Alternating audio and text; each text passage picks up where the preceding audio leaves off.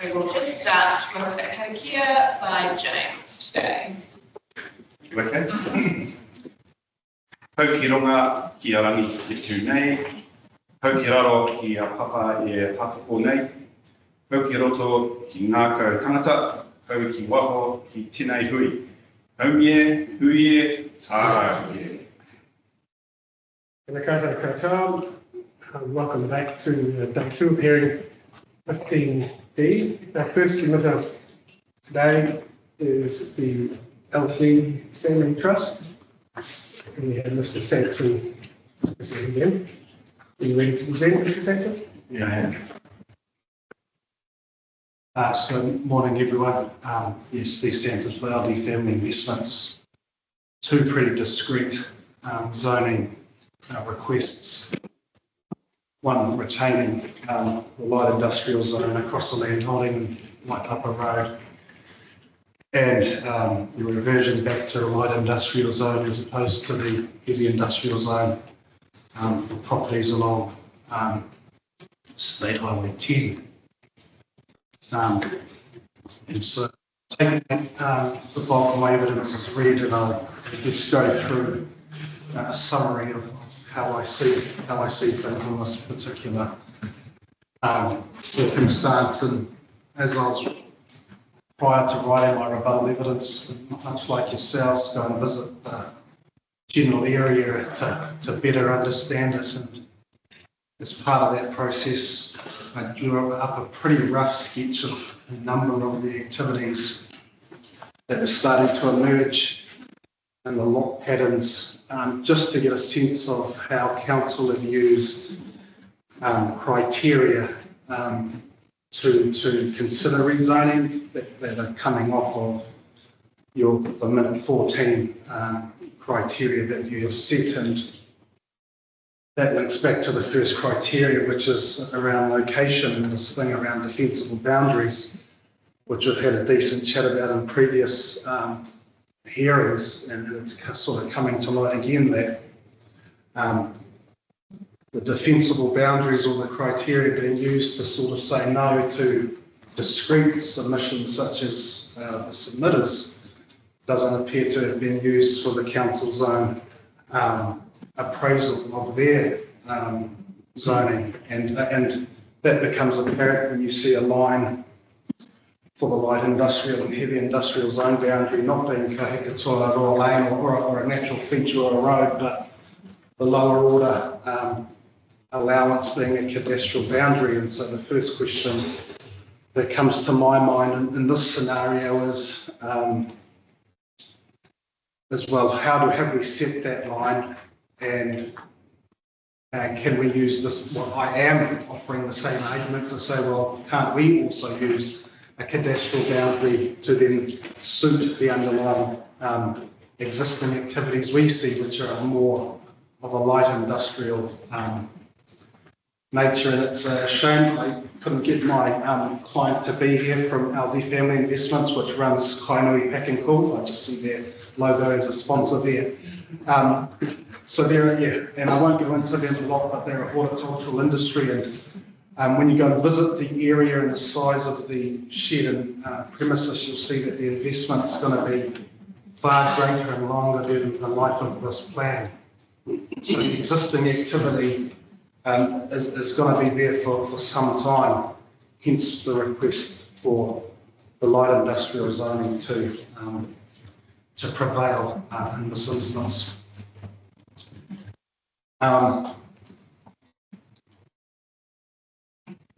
And so when considering the submission against the criteria, I came up against the same issue I've had in other areas where,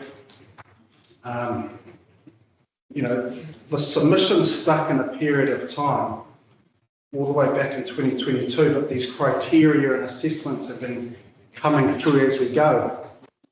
And so whilst the submission is stuck and doesn't have life, the process has sort of moved on, and I have to rely on consequential amendments to bring in other properties. There was a question of scope in a hearing last week about this, and And in this case, I think there is consequential scope to bring in these other properties to make a more robust zoning arrangement in this area, which is larger or broader in scope than the original submission. The third point I'd like to raise is that the Section 42A report sort of considers that if they were of a mind to rezone to light industrial, that there's this premise that the clients, the submitters would want this to be serviced with urban infrastructure. And I just contend in the documentation I've read and the policies of both the light industrial and heavy industrial zone is that they're functionally the same. And that servicing's to be provided, reticulated services are to be provided where available. So that's LIZ policy 2 and HIZ policy 2. So there's that within the policy framework, which sends me a signal that from an infrastructure perspective, these areas are quite similar. But then moving more broader to the definition of urban that is proposed through the plan, and it links certain documents to that definition. So reticulated infrastructure, that currently has adequacy and capacity of available development infrastructure is signalled to receive at a minimum reticulated wastewater infrastructure in the long-term plan or 30-year infrastructure plan. And so when I've reviewed those documents, I can't see where Council has proposed the current light industrial zone to receive those services, or when, or how they arrived at a certain boundary between the light and heavy industrial zone. And so I contend that if I can't find that, then we are relying on HIZ and LIZP2, which means it's self-serviced until the time that infrastructure is available.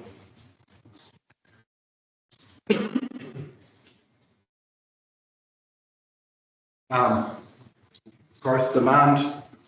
I can accept that it's probably going to be hard for Council to find new areas of heavy industrial zone land, and that there is probably a strategic fit around that Waipapa node area. But I keep going back to the Appendix A map, and I contrast the existing uses and some of the cadastral pattern coming along. And when I went down Industrial Way, for example, the other day, they've been recently subdivided. There's a gas and fire shop. The activities that are emerging are light industrial, so even if the zone's there, I think the cadastral pattern and the uses are the horse is almost bolted for a number of areas, not only the submitted sites, but other sites to the south.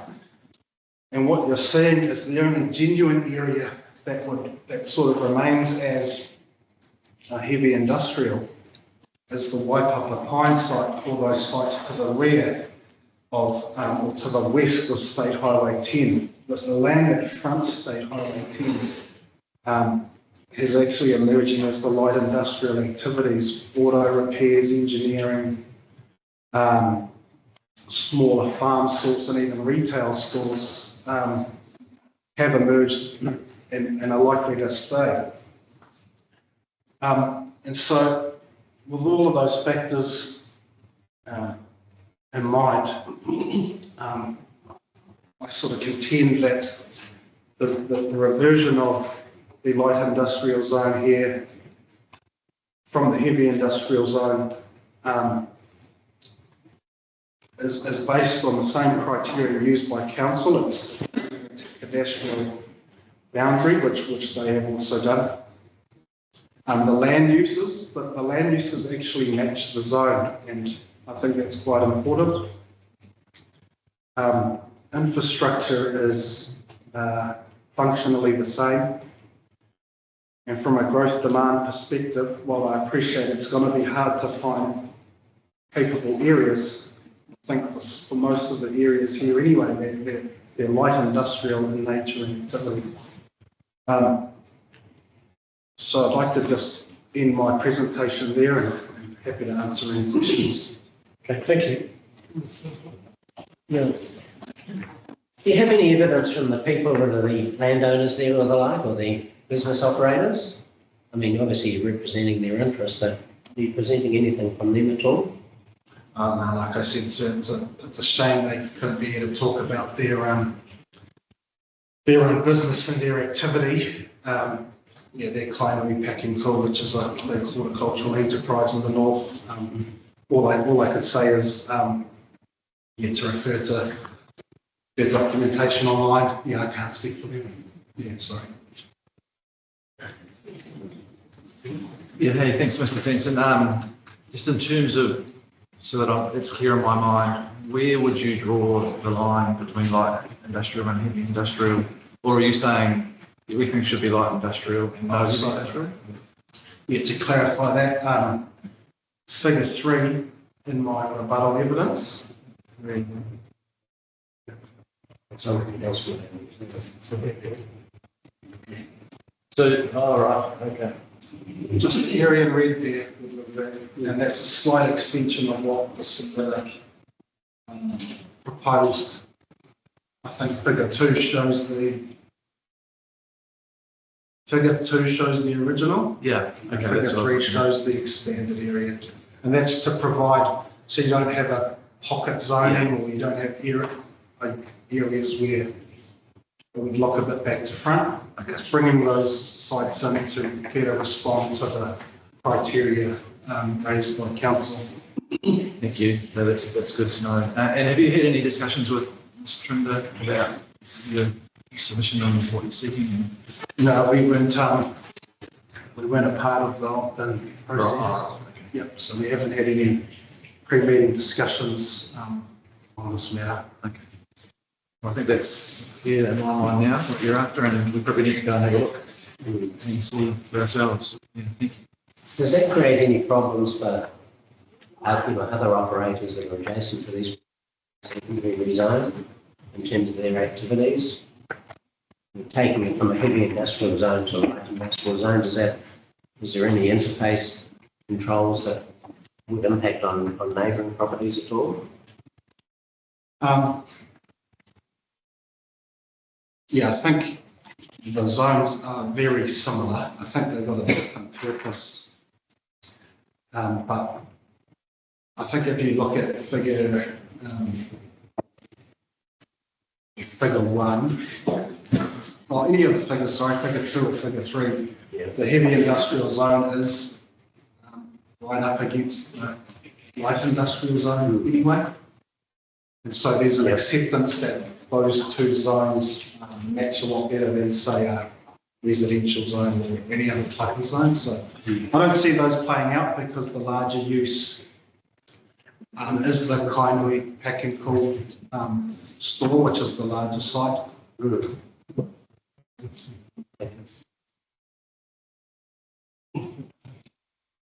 Yeah, Mr. Sanson, what I'm trying to measure up, and unfortunately the council planning maps aren't working for me today. What I'm trying to do is trying to marry up your figure 3 red line zone boundary line, your cadastral boundary, with where I think where the roads are, and whether there is some logical connection between how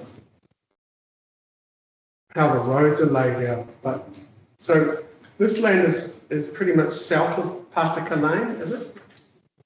Yeah, correct. So Pataka Lane is like a So one way. That doesn't connect to Industrial Way to the south, does it? Oh, well, it does right at the very end, doesn't it? industrial way. Yeah. There are easements. There's no formal roads. Okay. And Pataka Lane is like a star. Yeah. It stops at the submitter's property, which then runs to. So there's no logical road boundary that we could potentially use. The furthest north is Kerikeri-Waipapa Lane, Yeah. and the furthest south is Industrial Way. Yeah. It has a higher order defensible boundary. And it sort of looks like, and obviously you're looking to rezone those properties that are at the eastern edge of it, joining State Highway 10. Correct. And roughly in line with Industrial Way to the south, would that be fair to say? So it stops figure 3. There should be a red border on it.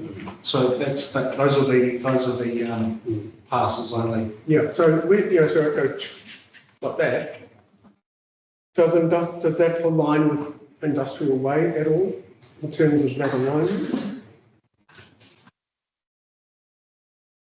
Industrial Lane is Sort of two properties south.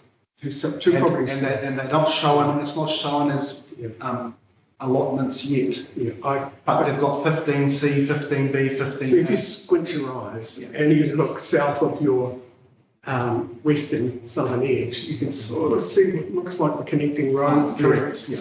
So, and I'm sort of looking at, is that Industrial Way? If I had the planning maps working, I could easily show it. Oh, you've got it. I can just line it across half tone. There. Transparency. Slide. Stop. Yeah.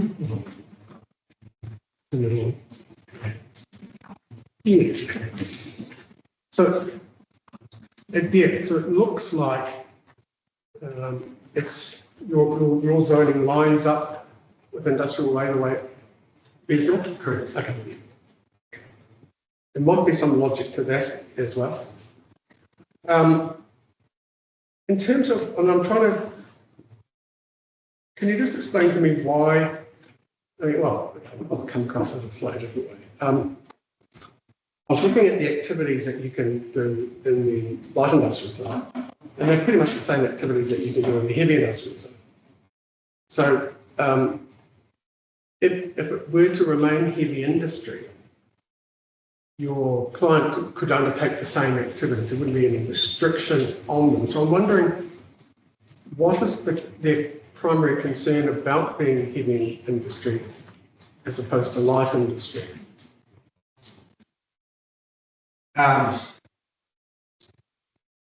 The principal concern is that they think their activity is not heavy industry. Yeah. And anecdotally, they've said to me, so take this with a grain of salt, that rates burdens will be different. So that's just from what they've said to me. Okay. Well, we probably need evidence on that. Yeah, so that's just their view to me. Yeah. But obviously, as your planner, you will have explained to them, yes, you're not a heavy industry activity, but you can undertake light industrial activities as a permitted activity. Yeah, and I have said that, and I think it's, I don't want to say dishonest because it's pretty strong in this case, but if you look at the overview or the intention statement of the heavy industrial zone is to create effects that are far greater than the light industrial zone. And so I guess the question in return is, why do we have split zones then if they're functionally the same?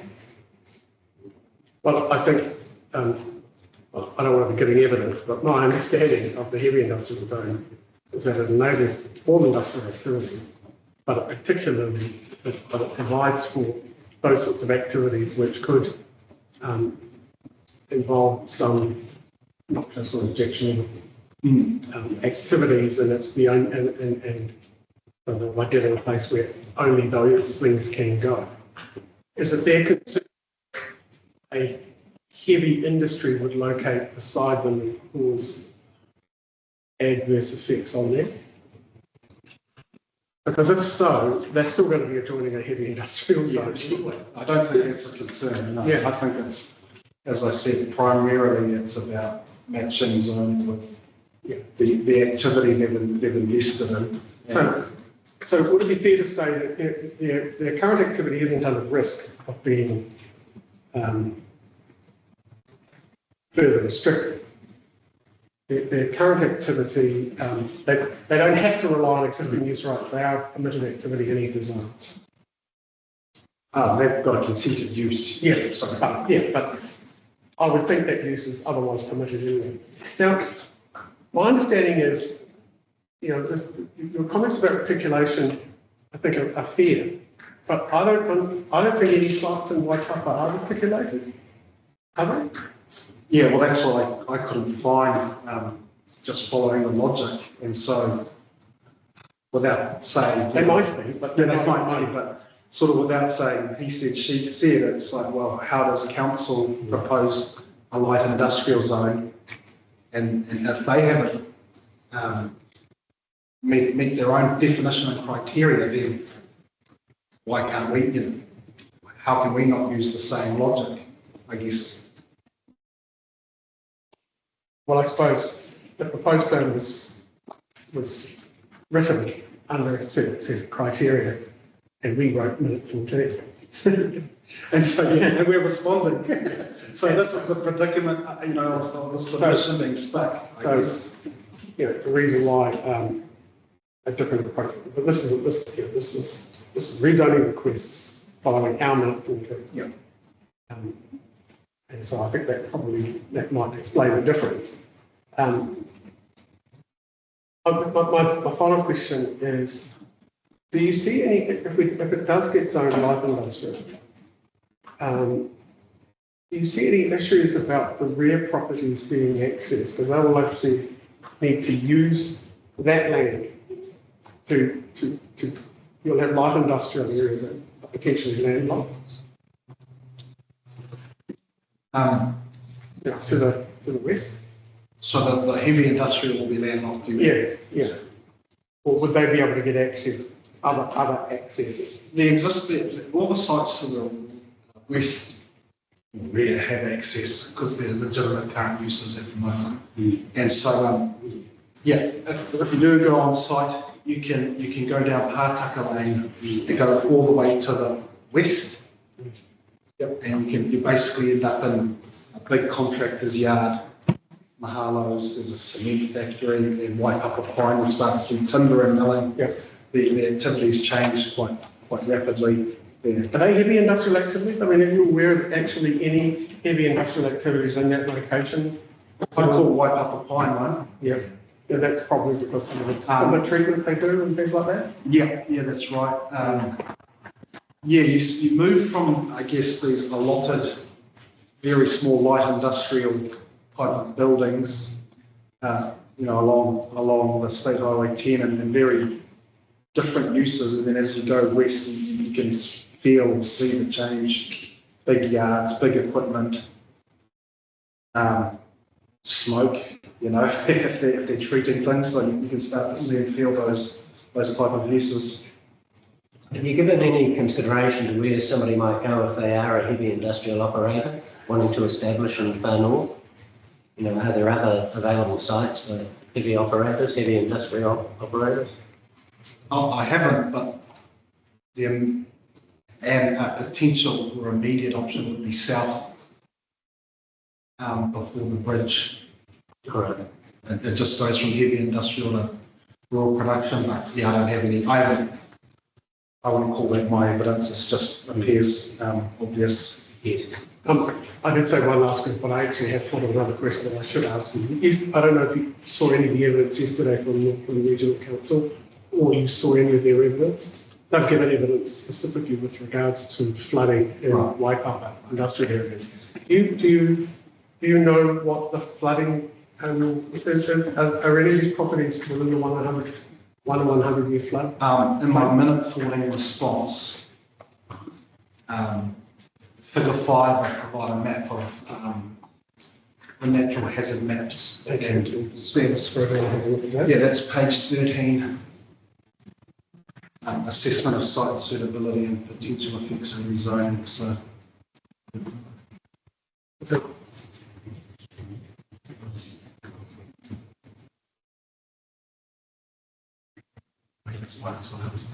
Yeah. Okay, now that's clear enough. Thank you. Yeah, that's further up. Okay, well, we've got no further questions, so thank you very much. Thank you.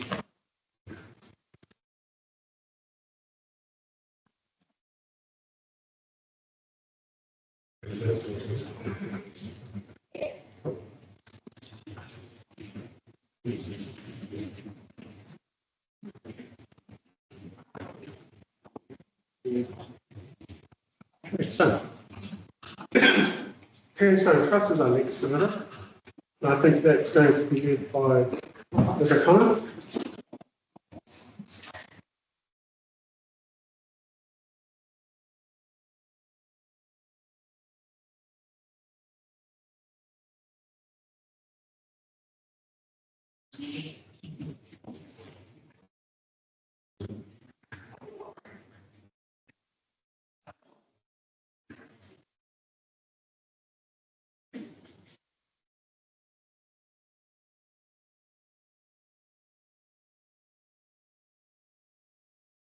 Morning.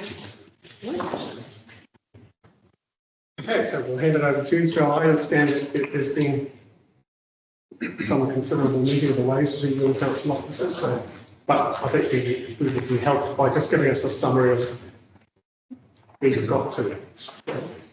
So the official summary is that we lodged a submission seeking rezoning of a portion of Turnstone land from general residential to mixed use zoning. And when I prepared and lodged the submission, we suggested extending that zoning out across the properties on Fairway Drive, and that was really my lens as a planner, looking at that in terms of urban form, and the suggestion in the submission as lodged that perhaps a more sophisticated suite of zones could be utilised by the council in terms of its commercial areas, and we suggested that town centre could be applied.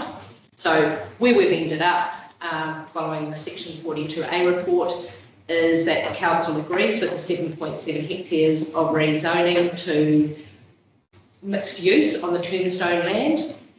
That's accepted, appreciated, good outcome, and we have provided an updated zoning map attached to my rebuttal evidence.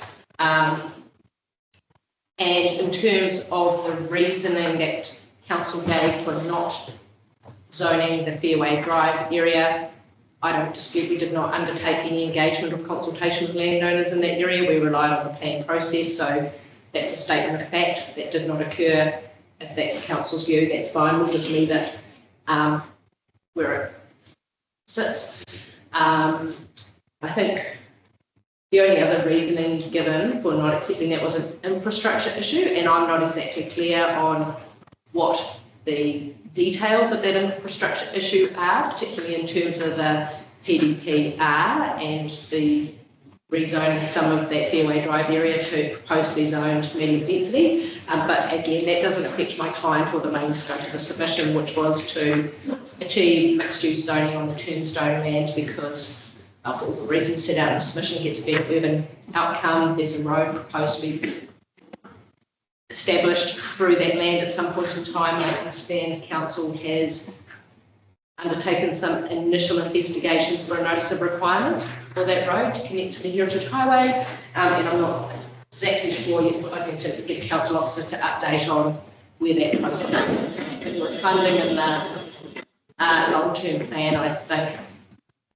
last year maybe, for some initial investigations for a notice of requirement, and I'm not sure what's advanced since then. So in summary, we accept the council's recommendation on the extent of mixed-use zoning that is supported by the economic evidence of Fraser Colgrave and Grant Neal's urban design evidence and the updated planning maps attached to my rebuttal.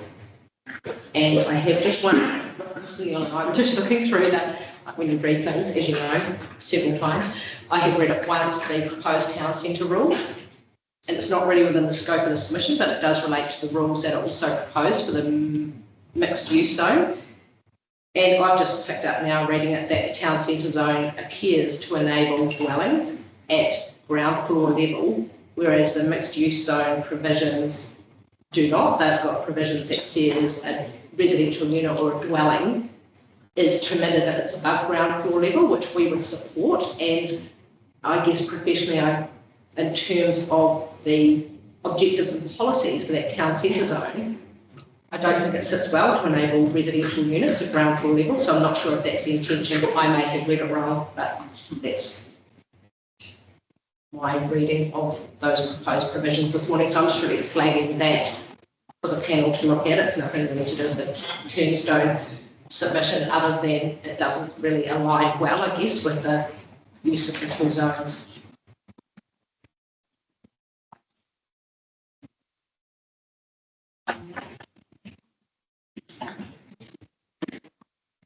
Yes, I'm sort of trying to understand the implications for the heritage bypass. So, maybe it might be helpful for council. So I understand that between you and the council there are no areas of contention. Correct. Remaining, is that correct? That's my understanding. Yeah, I just want to sort of clarify that. I know that we have other submissions relating to this land yet to hear that, but in terms of these two pages, is there any areas of disagreement? Any areas you want clarified while we're submitting this here? No, thank you, Mr. Chair. Can either provide us with comments about how the heritage bypass is going to be integrated into So it's not, there is a, well, I'll just clarify that Far North District Council has purchased, I think, 4 properties in the Augusta Lane vicinity with the intention of a road heading from Augusta through my client's property, Tombstone, and connecting to the heritage bypass. There's a little stub of road on the heritage bypass. And other than I think council had a small budget for investigating a notice of requirement on that land, and I think has engaged Becca to some extent. I don't know what else is it? I don't have any further comment at the moment. James? Any further details? I don't know the number of dwellings, but I know council has purchased a significant amount of property required for it. As to my knowledge, the has not been, the application's not been made at this time. I would have to, I'll be frank with the panel, I'm not sure what further information I can make available on that to the panel. It's available at this time. But I'm not sure that. Is the connection necessary to make the zoning work? That's a good question. We defer that to Mr. Collins, I would think. Okay. Do you have a view on that? I do have a view on that. My understanding is that road connection is not required to facilitate the zoning, and that is because I did ask the question of flow, that road connection hasn't been included in the council's modelling. So unless that's not correct, but that was the advice I was given, that road wasn't included in the modelling. So all would seem that it functions from a traffic perspective without that. In any event, when that Tombstone land is developed, obviously there needs to be more connections to the wider road network because it's 29 hectare piece of land. So it's got to connect somewhere, and there is a master plan that my client has prepared, and there's a number, as you can see just from looking at the map now, there's a number of connections to other roads that then exit onto Kerikeri Road. So that seems to be fine. I think we're going to have Mr. Collins back with us tomorrow. He will be available online. Yeah, so we could put that to him if we think, if we need him to clarify on that. So. And if the panel, sorry, Mr. Chair. Sorry, I was just going to go to the other commissions. If you do require further information on properties, council owns or anything, I can provide that. Okay, thank you. We've got to visit the golf course at some stage, so we can probably have a bit of a look at this land at that stage. Yeah. Is there any implications for rezoning with all the vegetation on the site? There's some pretty significant trees. It's an outdated area, I think. We I'm obtained looking at this. your evidence. Oh, so that's an outdated area. So a certificate of compliance was obtained from Far North District Council to remove the majority of the vegetation on the site, excluding wetlands and things. That's largely been implemented. There is some additional. So if you go down Ferry Falls Lane, you get a really good viewpoint into and across the Tombstone at the moment. You can see the remaining row of the very tall gum trees that are on the southern edge of that site, adjacent to Augusta Place and things like that. There's still a row of trees down there that need to be removed at some stage. So that'll be the best place for us to go to, that Ferry Falls Lane. Yes, the last time I went down there, you can see all the vegetation removal that's occurred. And if you go down Fairway as well, on your way to the golf course, you can see the remaining trees and the relationship of the land to Fairway Drive, Augusta Place, and anyway, there's another road down Forest. I think it's actually Fairway Drive before it becomes Golf View. We're intending to visit the property on Thursday morning. Will there be any issues with that? I can. Do you actually want to walk around on the property? Because the last time I went there, which was maybe a month or so ago, it was fenced off because of all the tree removal. Yeah. If you want access onto the land, I can just check with the logging. I mean, obviously, we just want to be able to view the property, its topography and relationship, and looking at the road connections, particularly from Fairway Drive, Ferry Falls Drive. So we, as Owen says, probably go up that way. Would you get a good view from that point? The best view, right, is if you drive down Kerikeri Lane, and you can see there's a big gated area where the logging machinery and everything went in there, and that gives you a really good vantage point across the land. And in terms of those other connections, if you drive down Augusta, and then if you go slowly down the Kerikeri-Waipapa, heading west towards Waipapa, that direction, you can see the little road stub and area there, and get a sense of the relationship of the land. That'll be the tricky one, going down the Kerikeri-Waipapa slowly.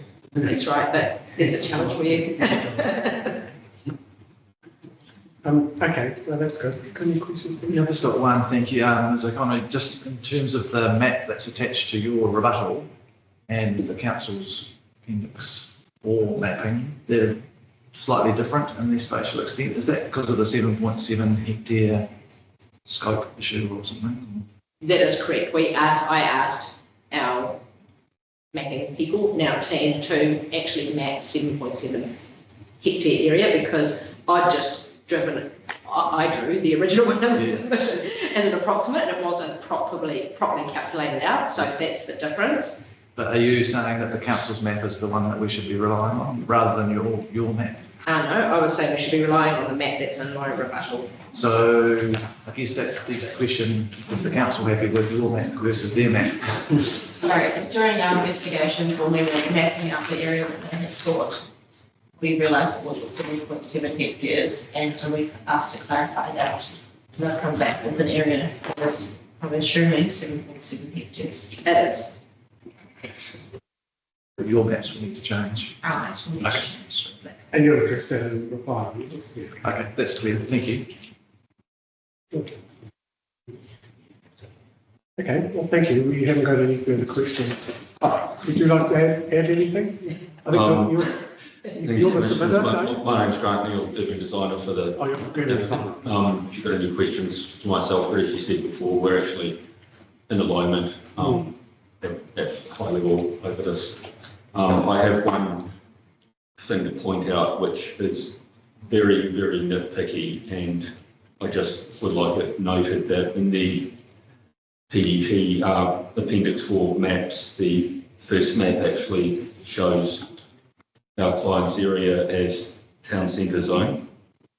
Map number 2 shows it as mixed use zone recommended.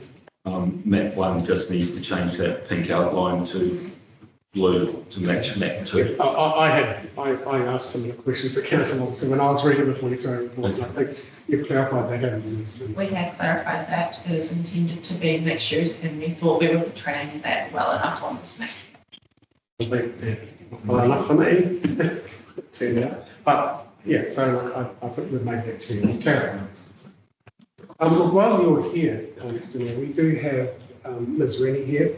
Do you have any questions or clarification related to having design matters on this land? While we have both of you in the room? No, I just comment further around the 7.7 hectare extent and how that relates to the map included in my evidence. So that's just something we need to clarify on the right of reply. Okay, great.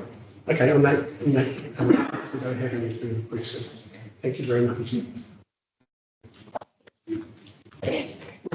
think we're going to have a little break if our next submitter isn't here.